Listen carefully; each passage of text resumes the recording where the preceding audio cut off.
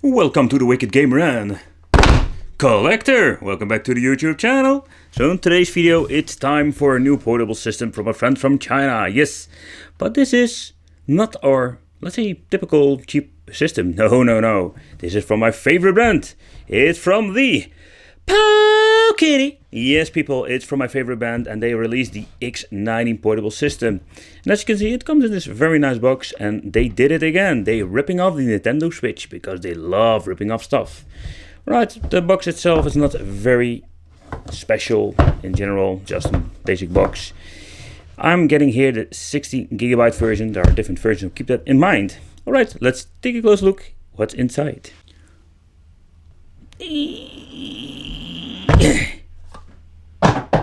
Alright, what we're going to get with this is, I think, for the people new to the channel, I'm just going to show you, but it's more like our typical stuff. Why can't I get it out?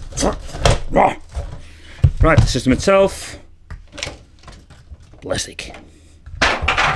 And let's see, this is a game machine product warranty card. Warranty, yes. Go away.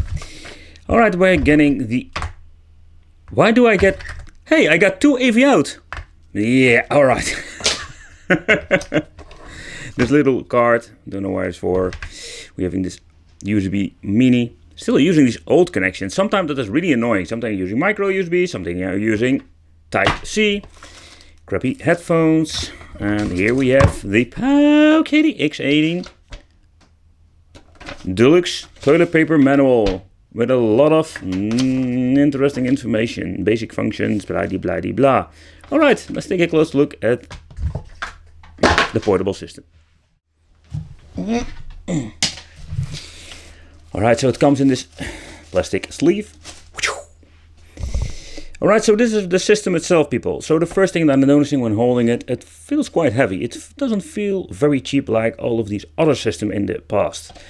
Alright, so let's do a little bit of an overview because there are quite some things that changed out. And yes, it's a big screen. For the people who love the 7-inch screen, it's going to be fun. At the left side, we're still finding this weird D-pad. Yes, 4 buttons. I don't know why they're not using a regular D-pad. It's pretty annoying. We're having these normal analog sticks.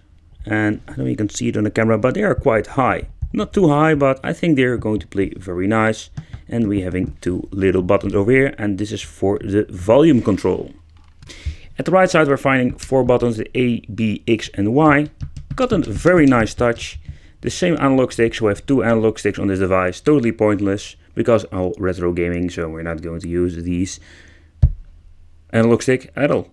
Maybe, no, not with the PlayStation.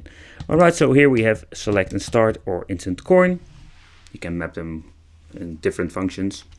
Alright, we're finding 2 shoulder buttons over here. Very clickish, like most of these systems. On-off switch, the SD input or the SD card slot. We're having the mini USB, I almost want to say micro, but it is the mini USB. Captioning just 2.0. Jack out, or we can use an headphone, and this very tiny little hole over here, that is the reset button. So, not really convenient. Right at the back, we're finding this crappy camera that nobody going to use. Seriously, nobody, because it's so horrible. Fun fact that we're having 2 speaker holes, but there's only 1 speaker inside. I can already tell you it's very loud and it sounds really good. Such a big shame they didn't use 2 of them. 16GB is also an indication of which version you have, and some information about the product itself. Alright, so I'm powering on the system. The first thing that I'm noticing, and I was really a little bit disappointed about, is you can see this boot up with the Tekken. But why are you thinking why I'm so very disappointed? It's very simple. They are using the software from seriously the first portable system I reviewed, let's say 2 years ago. The X6, if I'm saying it correctly. They're still using the freaking same software. Alright, so I made it a little bit dark here in the room so you can see the screen itself. And as you can see, when moving it around, you can already see that the view angle is not very good. But it is very common with these cheap 7-inch portable devices. So keep in mind, there are some very good 7-inch displays out there in combined with awesome portable systems, but they are from a different price range. So here at the top, we're finding some little thumbnails, and sadly we cannot swap them out. So this is what you're going to get. So this is nothing behind it. You're just stuck with this decal. Yeah. All right, pressing the games, you can see we're having some directories. As you can see, there may already some folders on this device. So the support of the games goes from NES sometimes to PlayStation 1, but keep in mind PlayStation 1 is most of the time a little bit horrible. Okay, we're having video, music, the camera itself. Still, I'm going to show you. As you can see, it's just horrible. I can't wait for the day that you're going to leave it out. We're having tools, ebook, recorder, stopwatch, calculator, calendar.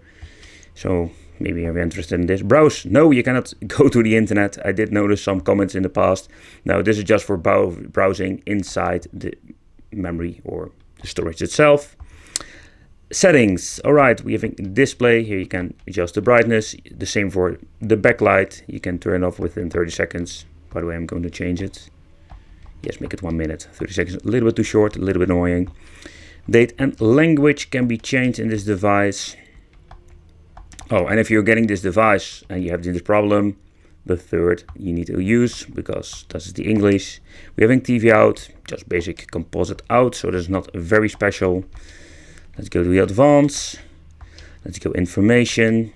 I just wanted to show you this. This is not the first firmware they are using, so I'm very happy about it. But the question still remains, will this have better emulation? All right, so we're going to play and we're going to check what are we going to get with the device and is it any better. Every time when you boot up a game, this is what you're going to get. Yes, they call this restart, but this is just start game. They still didn't change it. Return to the game. You can quick load, quick save with basically every game. We're having some basic settings.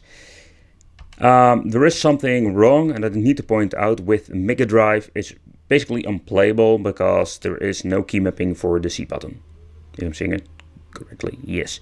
So that's something I need to point out. Just keep it in mind. Screen size, you can change it if you want, but some of these games look very horrible. There's one thing I want to show you. And the previous models we had that we can go back with the button. But yes, people, the back button is now the left shoulder button. Maybe you can remap it somewhere, but that is what we call basically an epic fail. So we're having two shoulder buttons that we're going to need for some certain games, but you can't use them because one is now the back button.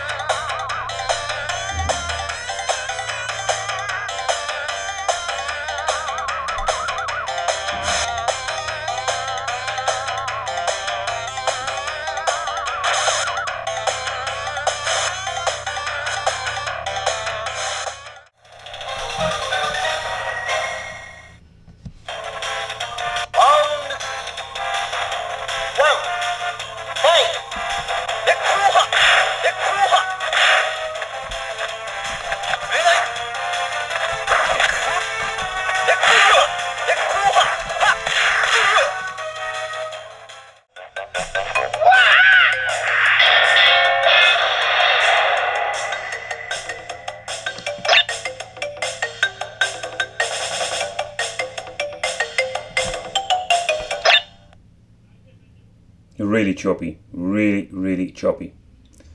Alright, so you want to use the TV out. How does it work? Pretty simple. Alright, going to show you over here. You go to the setting menu, go all the way down. Yes, as you can see, we don't have an image. Go all the way to a TV out, select PAL or NTSC, depends a little bit what region your television is. I'm going to choose PAL this time, let's see if it works. And as you can see, we have an image.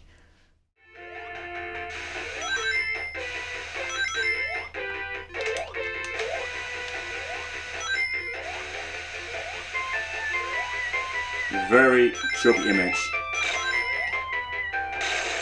The emulation is not the best on the Mega Drive, so basically it will not get any better when you're using TV out. I think it's getting even worse when using TV out function. The emulation of the GBA is not bad at all, and you can see it over here. Even with TV out, it looks pretty decent. And keep in mind, I'm using a very tiny monitor. If you're using a huge, let's say 32 or maybe 40 inch of screen, it will look freaking hideous. Simply because it's an only AV out signal. Alright, so this is what we're going to get with the Powkiddy X19. It's quite disappointing, to be honest. There is a new model, yes. What did they improve? The shell itself is way better and feels less cheap than the previous model. The D-pad is still horrible. The analog stick a little bit improved, but still, don't get me wrong, they still have this very cheap feeling to it. The button's not bad. Shoulder buttons, the epic fail with the back button, that is now the left top button. So I'm thinking, why did you remove the back button? The previous model was on the top over here.